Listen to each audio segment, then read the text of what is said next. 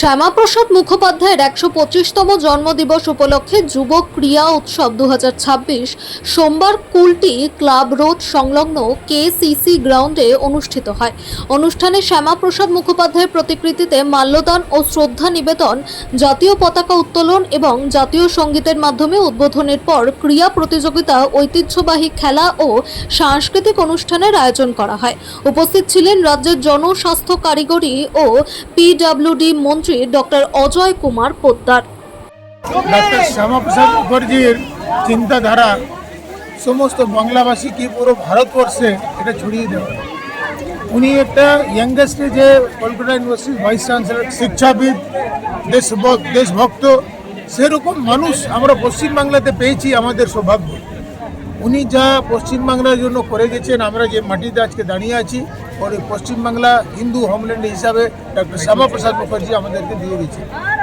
ওনাকে স্মরণ করা মানে নিজে ভূমিকে স্মরণ করা, নিজে আত্মসম্মানকে স্মরণ করা, নিজেকে স্মরণ করা।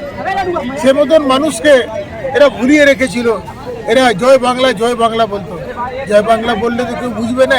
পশ্চিমবাংলা বললে আমাদের প্রজন্ম জিজ্ঞাসা করবে, পশ্চিমবাংলায় কেন বাবা, কি বড় আরও কোনো বাংলা ছিল? নিশ্চয়ই ছিল। পশ্চিমবাংলা আমাদেরকে ডক্টর শ্যামাপ্রসাদ মুখার্জি দিয়ে গিয়েছিলেন। এই জন্য আজকে পশ্চিমবাংলার আতিথ্য একটা আছে, পশ্চিমবাংলার নামের একটা আতিথ্য আছে, যে এরা ভুলিয়ে দিয়ে চেয়েছিল। ডক্টর শ্যামাপ্রসাদ মুখার্জিকে তো কোথাও নেই, নিশ্চিহ্ন করে দিয়েছিল।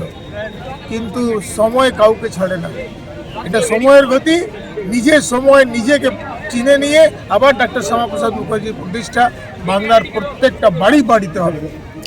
তো আমি তো কাউন্ট করতে পারবো না, কতজনকে সম্মানিত করলো। এখন সম্মান সমারোহ চলবে।